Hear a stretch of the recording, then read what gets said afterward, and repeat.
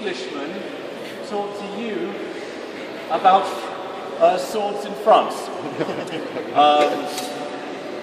We can take the irony really far on this. I'm going to start off this morning with a complaint about you. Okay? You do German longsword or Italian longsword. You do 133. In the 17th century begins one of the greatest epochs of swordsmanship in France. And nobody, or very few people in France, are doing it. What the hell is the matter with you people? Okay? Alright? Today you're French. Okay. What I'm hoping to do today is I'm giving you a very brief overview of what I see as the most important things that are happening in France from the late 16th century through to, let's call it the 1640s. Okay? So we're talking of a time of great religious conflict, wars with Spain, interventions in Germany. There is, you're rich in history on this, and you are a warlike people. So what the hell are you doing German stuff for? Okay, Italian, you should know this. This morning's going to be very much a comparison between two styles. It's going to be the time comparison of Cavalcabo, who is an Italian, but he is translated by a guy called Villemont, who is a great character, and he's translated in about 1597, and his influence continues through to the early part of the 17th century, where we pick up with who I think is my favourite character, François d'Ancy. Okay, right. Now the sword I'm going to use here is, having complained about the Germans, is actually a German-style, laser-style sword. This is actually quite a long blade. Normally a side sword that we use for Marozzo is about down to there. You can have this slightly longer. The theory being is that people are starting to use the point more and more. From a guy called Dalagocquier, who was a Bolognese man of 1572, you start to see more openly the use of the point. Now I know Agrippa's talking about this in 1553 in Rome as well. What's interesting is there is a guy called Vigiani who, before Agrippa, starts using what we'll know as the later form of style a couple of years earlier. But he told his brother he didn't want it published until 20 years after he died, which meant Agrippa got there first. Anyway, a lot of people see the Bolognese style as like this. Yeah? Okay? Classic Bolognese. Bom, bom, bom, bom, bom. That's very true. However, when you get to Dalagocquier, you start to get a little more like this. Okay? Like so. All see what I'm doing? Now think about this for rapier. What's the difference? By the way, guys, this is my interpretation. If you go away and think that this is rubbish, good. Come up with your own ideas. Alright? No one has this right. These people have been dead for 400 years. I can't fight like them unless I get some sort of, spirit-raising person. Right? This is an interpretation. When you do HEMA, remember that. If someone is training you, they do not have it perfect. It is an interpretation. The interesting thing, when you look at people who reference Agrippa, they say about Agrippa he has 4 guards. 1, 2, 3, 4. Okay? What they miss in Agrippa is he actually has 8 guards. He has prima, that's his first guard, and that is the second prima. Alright? So we have to be careful when we look at our treatises and see he's got, 1, 2, 3, 4. Oh, he's like Agrippa. I'll go read Agrippa now, because that's what he means. No. Okay? He's just using the same numbering. Got to be careful on stuff like this. Now, with Cavalcabo, he really talks about using number 3 and number 4. Tia 5. Okay? In my interpretation, I think he is actually quite like the Bolognese. You'll love this one. Coda longa è stretta, the cotta di ferro è stretta. Or as I like to call it, the innie and the outie. So basically, you're standing like this, and you have your hand in a natural terza. Okay? Like so. The point must always be in the centre, pointed towards your enemy's throat. Now, can I just point out, the enemy's throat is not up there. Lots of people like to do this. Just like that. Okay? Alright? And I think his quarter is like this, which is the stretta guard. Now look at this, move it like so. Do you notice how you are covering your line? Covering the centre coming in. It's not a great big sweep, like this. It's just like so, okay? Just inside, out. We then have the dagger. Basic rule for the dagger, okay, is that it should be covering the bit that your sword aims. So if you're down here, where should the dagger be? Halfway, like so, okay? So it can be like this, it could be like this, it doesn't matter, but it moves in sympathy, okay, like so, alright? We're not doing this though, we're down here. Okay, and we relax. And look, it's little movements. Okay, can you all do this? The dagger, whilst cavalcabo says the dagger should really be used for defence, he does keep it moving, and the way we walk is like so. Okay? You see this? Would you like to have a go? Go on then, walk around. Keep your guard, and just walk like so, okay? This again is very important. What we're not doing is what we see as a linear style, like so, with the lunge. You are seeing the pass, you are seeing other weapons brought into play.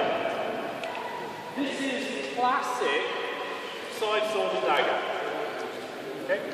Let's do a little bit of just some rotations, just to limber up, and then I'm going to let you start killing each other. Okay? The fundamental part of cavalcabo is he prefers someone to attack you. However, the first move to warm up is his basic attack, and he likes to pass. What is interesting about the Bolognese system, and let's call it the early French system, is that they don't believe in the "I touched you, sir, there you go." You kill them. You drive them back. He says you drive them back. Okay. So we're going to go into our stance, and we're going to be in quarter. So my hand is going to be like this, and my dagger will be like this. Okay? And what I'm going to do is I'm going to drive forwards and hit. Notice how I extend both weapons, and I hit. I'm going to stop it short for here. At this moment, the team is just going to step back. Okay? And then I'm going to move forwards like so. So there's two movements. Let's just start off with the first movement to make it nice and easy. So you just stay still. All you're going to do is you're going to be like this, and you're going to step and show. Okay? You see how you got two weapons covering here? We're not going to worry about his dagger. We've got his dagger is what I call compliance patience. Okay? So one more time. Like so. My hand goes from here and moves forwards. Okay?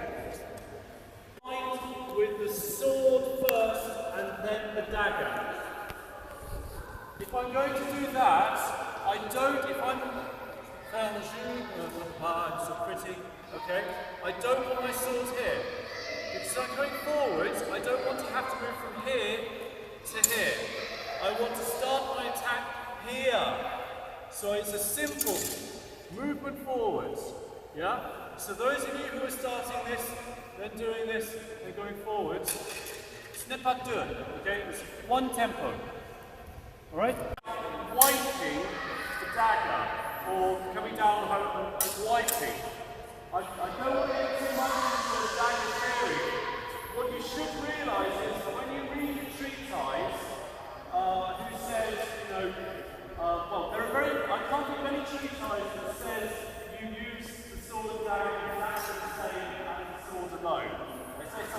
it, but not the same. It is a whole different theoretical basis in many ways. But to be succinct, really you should try and have your dagger with this part or the point towards here, okay?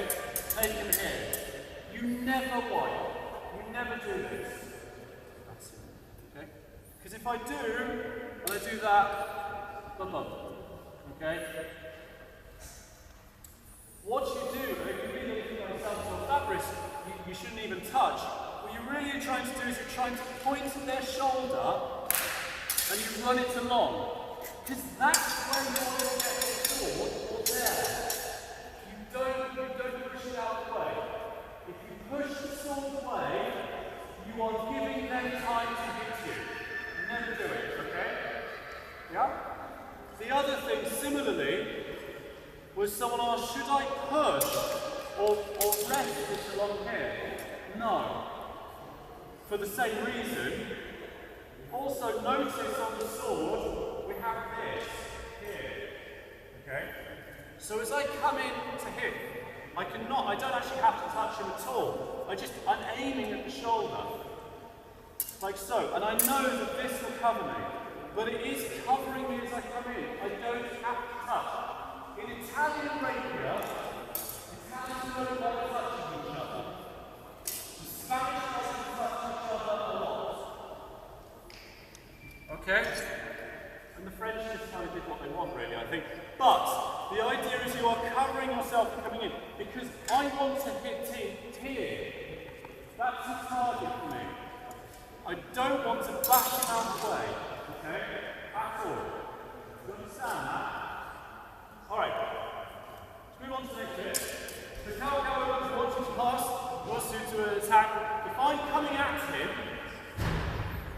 what's the first thing do you think he's going to do if he sees this coming at him? He's going to use sword swap. Okay? I have two weapons in one. Any other ideas? Sorry? Step back. Okay, so most of us, particularly in the Italian tradition, will move back. Can I just say also that that's actually, we have a problem with modern fencing. Italian rapier.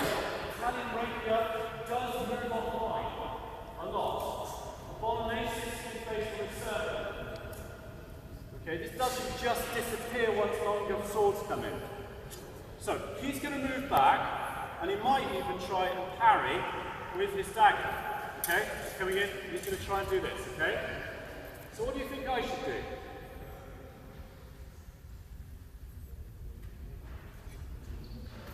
Come on, let's hit it. Really hard. Forward, exactly. Now notice he's going to try and parry me. Can everyone see, by the way, guys? Yeah? Is there anyone out there? Okay. Alright, so he's going to step back. So as I come in, I go into second, like so, and I pass my right foot forward. Okay? Very simple. I say it's very simple, this is just dripping with rapier theory and all sorts here. So what I'm doing is I'm coming in, he comes around, back. Okay? Just like so. Look where my dagger is. And I'm not pushing it away, I'm just keeping it there. Alright? If you were to try to cavalcabo underneath, I can do that. Alright? We'll do that one more time and then we want to do that. Do you understand? So, this way here, 1, 2.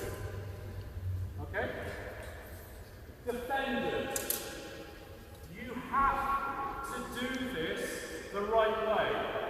You may be thinking now, I guess, but if you were to do this, then I should do this, and I will be triumphant. That is not the point. You're going to do the exercise correctly. Understand? It's not Olympic fencing. Olympic fencing is to try and be as fast as possible in the lunge. Okay? It is to make this sort of lightning movement, like so. You're not trying to do that at all. you have two weapons. As soon as I'm like this, moving forward like this is a big, big problem. And as far as the body is concerned, I'm resting on my rear foot. I then have to move my body to the front foot, bring this through, and pull your dagger forward. And trust me, when you are sparring and the adrenaline is going, these get very, very tight. You must be like this. If I'm like this, I can move quite happily around like so, okay? Because I have this gap, all right? If I'm like this, I become linear. Going sideways becomes a little bit like a crab, yeah? Some people can do it, some people are excellent at that. What I'm saying to you guys though is, give yourself the ability to move forward, okay? As you're saying, like a boxer. The other thing is the technique we showed, I did not mention something that T did with the sword, and that's why the parries are not working. So, apologies to you guys. As I come in like so, look where T puts his sword. He's parrying with the dagger low, and he brings his sword into prima, first position, to threaten me over the top. Okay? That's what you must do in order for this parry to work. He keeps his sword low, like this, he gets what many authors love, because then you just do something like this. And if you do ever hit someone like that, you have to smile with me. Okay? So look at his sword. 1, 2, back. Okay? Left it a little bit late there, hit on the dagger. Yeah? Okay? Do it again. Okay? Baba, like so, and Chief defends himself. I don't wait for my dagger, for my sword to be touched by the dagger. It is already too late. Okay? When you practice these things, try to flow. It's not a question of I move, then my opponent moves, and then I move. It needs to flow. I know you need to do it slowly, but as I come in, I have to go as soon as the dagger is moving. That's when I get my sword out of the way. Okay? The dagger is the worst enemy of the sword when it's done properly, not the opponent's sword. Be fearing. Shorter weapon, you can apply more strength on it, protecting the resistance on much more force. Sword velocity is not solid damage, it is true. So beware of the opponent's dagger. Something else that might happen when you do that, I really need to try and get the word. Okay, is you may find that your opponent when you come in, okay, is really like that, and you might have trouble getting out of the way. What should I do? I'm moving forwards, what should I do?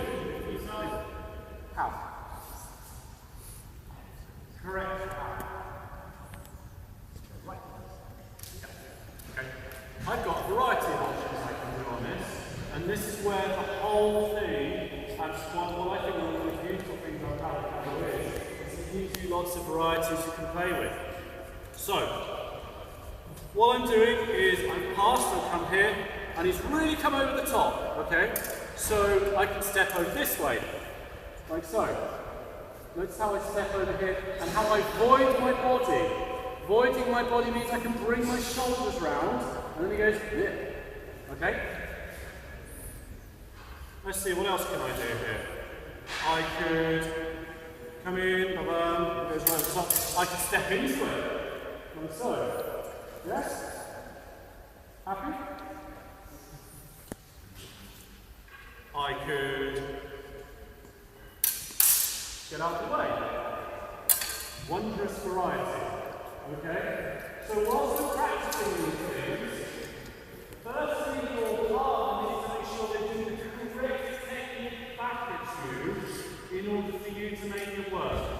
Again, we see what we've got here. We've basically got someone who's really bringing the dagger forwards by using the pass. We haven't seen anything like this yet. Okay? What would happen if someone attacks me is kind of like this? So try and go for the right shoulder. Okay, you can do a stepped attack.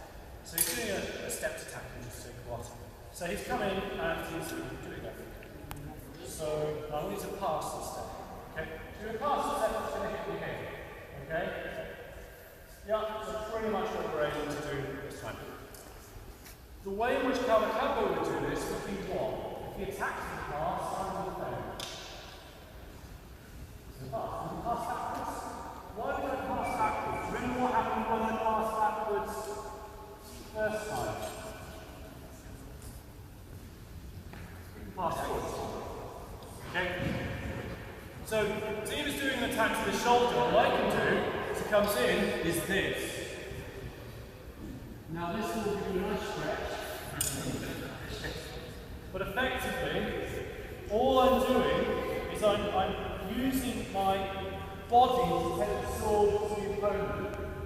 And in many ways, that is much stronger than the thrust. Thrust, yes, I can articulate my shoulders and my hips behind it.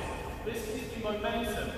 And promise me, if ever you do a movement, you end up like this, and I call it pushing hard uphill, pushing hard, catching, pushing hard. As soon as you get to there, this is going to cause serious damage, which means you need to take it carefully in training, okay? You need to keep your arm back. This is another point I take back here. Whilst I know that organizing competitions and that, I don't think myself as martial arts and British martial arts. I'm not teaching you how to win points. These techniques are designed for me to put this through someone's body. So we have to realise we can't realise the full technique unless consistency we're dead. With some indecision, I mean, we could just kill you. Right. So, what's going to happen is Tim's going to do a standard passing step to me. I cover and I hit him. I'm slightly offline. Look what I'm doing with my shoulders. Down. Shoulders go down. I'm not making a big swipe. I'm turning like this. Like so. Okay?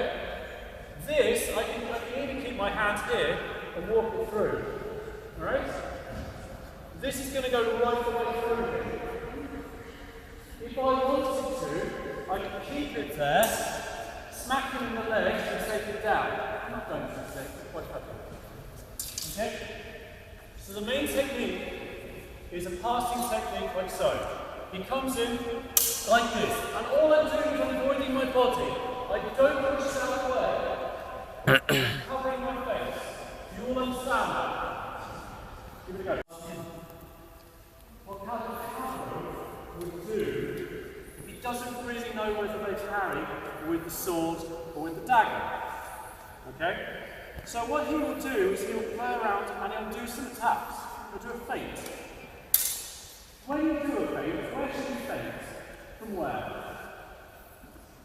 Or what distance? Do I want to be like this? Here? You go back? Wide. He's going to hit you like the kids are. Okay? A good rule of thumb in any fencing, feint from out of measure to slightly into measure. You need to sell it. If I go like that, he's just going to probably fall asleep. Okay? If I go like that, immediately there's a problem for him. So what he does, what cavalcabo does, is we're fighting like so, and we're just kind of posturing. I don't really know what he's doing. Okay? If I do this, let's see parry. I parry the dagger. Okay? I withdraw and come out. So parry the dagger. He does it again. What he does is he spends his time finding out what the opponent is doing whilst keeping his guard up and the distance. And a lot of your fighters are very close, right? And then he takes advantage of them. And we're going to see this with Dancy later. Now, Francois Dancy. Homework. Read Dancy. Read it again. I have heard Dancy describe some interesting tricks and tips. This is from French people as well. It's not a system. It's a bit flawed, but just Italian fencing, really. It's not that good. These are from people who've not actually really read it. Okay? I would say, and I've read a lot of treatises, I'm not saying I understand what I'm talking about, but I've read a lot of treatises. Dancy is probably the most efficient killing system of the Italian great style, certainly in this period. The other treatises of this period are very paltry. All the Roman things. We've heard of Francesco Alfieri. He doesn't have the depth that Dancy has. It's kind of like a light version of the Dancy in many ways. Dancy pays reading and reading and reading. The trouble with Italian sources, we're going to loosely call Dancy an Italian source this way, is that for a start they often assume you know some fencing knowledge, and secondly they tend to be quite technique based. If you read the various Esferdalands, particularly when you think of things like the Checo and stuff like that, the Spanish system, because a lot of these guys have a military background, they like to measure things, of course, because they've got to, and it's also state sponsored. It's got a lot of detail. It's like a car manual going from A to B. Unfortunately, in the Italian system, you've got to fill in the gaps. The problem with that is you often apply our modern sports fencing theory to the Italian system. Be very careful. You've got to be historians when you approach these things. You need methodology. Okay, Bossa Danza. When you read him, you can smell the blood on the grass. He's not interested in courtly play. He's quite abrasive towards his ripper, which is quite funny when you read it. He actually manages to offend most of his readership in the foreword by snagging off the French, the Italian, and the Spanish, which is an interesting piece of marketing. Where he's concerned with not just giving the one hit. Okay? What we're going to do is we're going to do the classic Dancy now, which will demonstrate it. We're going to break it into three. Some of you have done this before. We're going to look at some of the theory behind it. One of the main things he does is he uses a passage extraordinaire, a big long lunge. This is really, really important to understand this. Cavalcabo tends to use a pass. So if he's going to come in and hit, he will do this. Okay? Yeah? Some of the Viennese guys, they're doing it, they might do a lunge, but they'll do that. Okay? Let's move around here and do it again so we can see. So, you have a pass, you have what I'll call a short lunge in cover. Okay? Yeah. Now you can use these with any sword really, on those two ones, because you're using your dagger as well. So necessary. However, what Dancy talks about inside the first time I've seen in France, you do see it in other treatises, is a pas extraordinaire, and he does it in a very interesting way. What Dancy seems to have realised is if I move forwards like this, my lunge is going to be shorter. Okay? And it requires the use of my dagger to cover them. What Dancy does, however, is he realises he can cover himself by using speed and by going in profile. What he does is he launches himself like so. He goes straight and he brings the dagger back, like so. People are going, this is stupid. He does this. Okay? People go, where's the dagger? Oh my gosh, you're going to be killed. Once he's done with the lunge, is he's using just his profile. Look up in the front if you can. His whole body is voided backwards. His head is protected by the hilt. And this is something which I've only really seen on the money writing about in the early 20th century. This movement backwards accelerates you in gives you strength. Most sports centres, having played wrestling centres, we can't tell you this. It's not just there so I can look pretty. No. Okay. Like that. Straight out. Okay? And that's what I want you to practice first of all. Is to get the realisation that though he's using the dagger, he's not constrained by the dagger. He is able to do this. So if I talk about gently practice that, okay? I'm not going to hit him, okay? What I can do is find out what he's going to do. And he's close enough to make a move, not so far, but about him, he's just going to think this is a bit of a tit. So, we're here, lunge, okay. He's going to use his sword, okay? He might use his dagger. Okay, alright? Really important. Do you remember cavalcabo? What he did? He just basically did a lunge. What's he going to do? Anything like that. Not going to take things with a break. What we're going to do is we're going to take something from the prologue of dancing. In that I'm going to lunge the T, and then I'm going to come back and cover, like so. Now some people have suggested that this is actually a feat. What I'm trying to do is, and just cover like so. Why do you think that? For two reasons.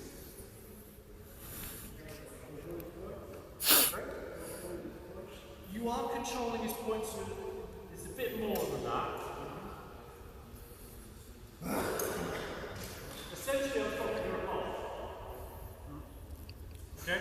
Because if I do this, you can come back and hit me. Now, you tend to end up with something that's from tennis, if I'll parry and then try and lunge him. But if I carry on here, and cover, I know he's safe, okay? I'm safe, guys. What else? What else can he do? If I push one in any sort of distance, if I push the sword that way, what do you guys do? Perhaps you only cut around, it doesn't matter what weapon you do. I want him to do this. I really, really want him to do this. So, I lunge, I come in, cavalcabo, what's he going to do? He's going to lunge. Okay? But I know he's going to do that. So, he knows what's going to happen. He'll probably hit me now because he's done this so many times. I lunge, I cover, comes in, and I stick up my knee down the ground. Stick your knee down to the earth. Just do that a little bit better. Copy that, so that's me this one. So, I lunge, I come in, press your knees, and I drop. I drop down. I don't care how you do it. You don't necessarily, when it's coming in, want to go forwards, because otherwise you're going to get a really good view of this sword blade. Okay? But do you remember how cavalcabo did this in the past? This time it's the same thing, but because we've got the lunge coming in now, passing is harder. Because if I try and pass on him, okay, as he's doing this, he's coming in, I've got to be quick, I'm not going to do it. So what Dante does is, as opposed to most fencing which is two-dimensional, he's using complete motion, it goes down. So, lunge, come in, wheel, straight down, put the dagger there. Okay? Armpit. Armpits are very useful in fencing. You'll see that. So what have we done so far? We've done a feint. Okay? We've done this, and we know that with this lunge, Dante is protected. He may hit him to the shoulder. He may be fine. Like even though he's quick enough to get through. He does this. So the guy is scared, possibly hurt. He's coming underneath, and he drops. And he runs onto the leg. I run this leg all the time. It really annoys me. Something that's interesting is Dante is not saying lunge, boom, boom, boom, boom. He's saying drop to your knee. Lunge, cover, and then drop when he comes on here. Okay? What happens then is genius. Okay? The reason why I'm showing you this is that whilst many of you have seen the Dante workshop to know this technique, a lot of you haven't. And it's guys. So, what's likely to happen? Ba-boom, ba-boom, he comes in, he's run on this, he's going to try and cut me to my head, isn't he? How do you think he's going to cut me? He's going to do a little nice chop. And that's what the plays like in a lot of it. This play just hits it like that. I'm going to run through the armpits. I'm angry. He's going to do a reversal. He's going to come in like that, okay? Beat! You bastard! Okay? He's angry. Which one? I can do this. So let's go to this situation I'm here. Just run on it. He's tagging out of the way. Okay, if I'm like this, what I might want to do is that. Now I can let go of my sword, but the main thing is I want to grab this elbow, so I could drop it and go like that. I've got his elbow, so that's the arm line. So I could do various things. I can hit him. He says I can take him to the floor. But wait, what do I have to do? In English prisons, there is something called a shank, which is a handmade knife. And there's a question of shank someone. Dave Rawlins once said to me when I worried about competition, he said, treat your opponents with a good quote. Treat them with respect, treat them with honour, treat them with your most difficult opponents. And then shank them in the toilet. Okay, so let's go back to where we were. Bam, bam, bam, bam, bam. He's got a knife in his hand. He can succeed. I think he's like okay, he's like this. Bang, bang, bang. Okay? All of my students I saw were the expression. If you can hit them once, hit them again and again and again and again. Okay? So, the whole technique, and this is where we are dealing with a man who you know has had to fight. If you read on, you know he's had to fight in the field. This is not a salad play. So, from the beginning, face, cover, in there, okay? He's going to do something, bang, G. I'm assuming my sword is touching him, by the way. Yeah? Do you understand that? So look what Donson does also. He passes forward on the attack. Okay? Yeah? I'm not saying he's right or anything like that. But something we need to get our heads into, it's classic stuff in the more French style of rapier. I'm using the term very loosely, is to get in there. You don't do the hit and trick and trick and trick. You do with the small sword and so on. But with this stuff, you're getting in there to attack. Because you want him down on the floor. And Dorsey says, if you wound a man once or even twice, you can turn into a raging beast who will attack you. You have to put him down. Hard. Be careful when you eat tree ties. A lot of HEMA people. Okay? What's that? Oh yeah. Okay. A lot of HEMA people say, you have to do the movements like this. Oh, I can't get it right, I have to go to this. Not realising that their legs probably fallen off in agony.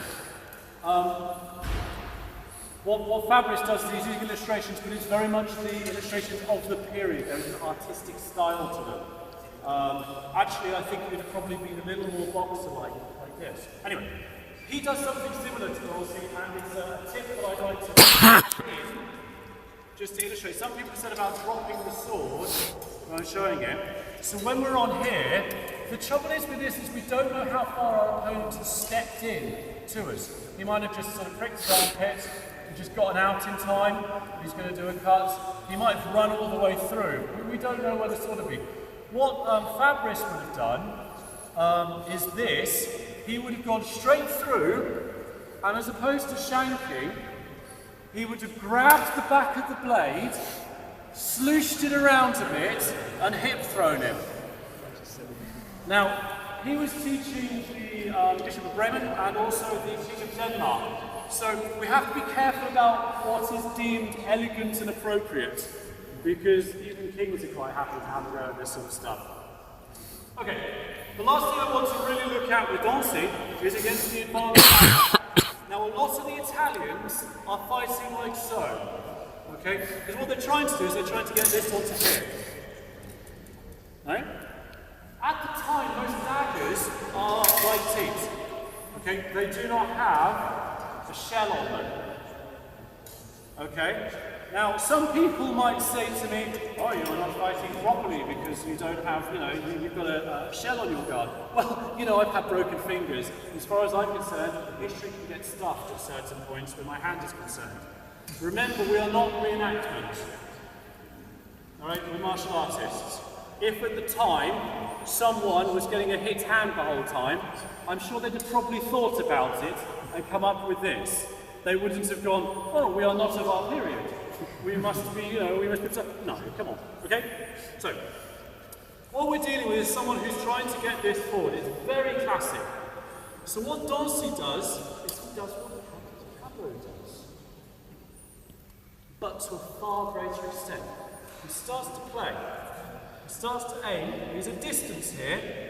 Now I know that Thibaut's got his shoulder forward, so he could do a pass like this, or he could pass forward like that, okay? But he's not backwards like this for that sort of energetic one. It'd be a bigger movement. So I'm quite safe. Remarquez que j'ai l'attaque de main gauche en avant, mais on la garde, pied droit. Je ne suis pas poussé. Okay? Yeah? Got to take the rest of the lesson. Okay. So what I'm going to do is I'm going to do this. I'm going to target his hand. Alright? I'm not going to go like that because I'm going to put my sword to him. So, I'm going to see what he does. Okay. Okay. So he's doing this.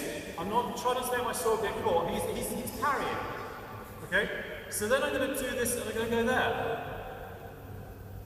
So I'm doing a little cavalcabo. But again, he might go, boom. So, okay. And Dancy puts it in French far better than English. It's quite delightful how he puts it, about how people get set in their habits. But you get them used to it.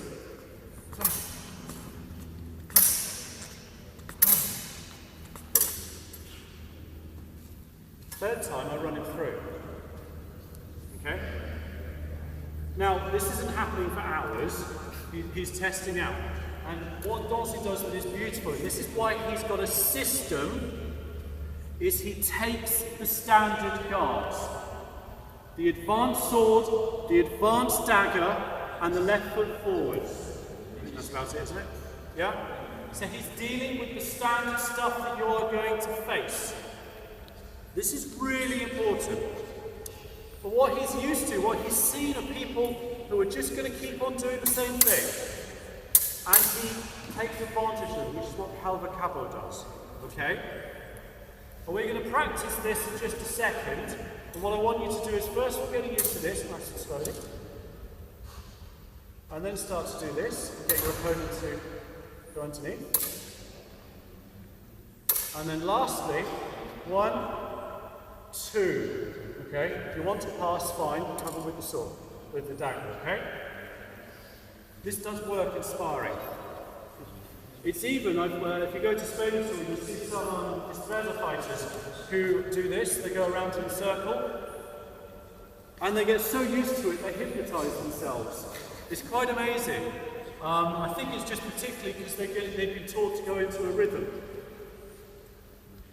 So you can use that, and you'll see this in the south. So do you all understand what you have to do? What you need to understand is that within the fencing that's happening in France at this time, you have some links that you have developments. And I am not saying that everything that is happening is just within France. Obviously, the Italians are still seen by the French as the place to go for training. Lots of French noblemen will go to Rome. But what is very interesting with Dancy is he's taking a lot of basic concepts from cavalcabo and people of that time and developing it into something which is his own. And I just don't think it has dawned on many people how exciting this is. Because it is not It is not developing into small sword of the later years. This is something very particularly of an epoch. It is very particularly of the time of the Three Musketeers. When he publishes his book in 1623, it is 10 years before the real D'Artagnan gets a job with Cardinal Richelieu, which I love. Okay? We don't have any time to take these on this. But, we've only touched on things, but you can see that with the body and with footwork and the differences in lunges there is something going on that is really quite exciting, that is French. You've got the adoption of a particular guy, cavalcabo, who has his own system, fusing two systems. And that's being taken to the court.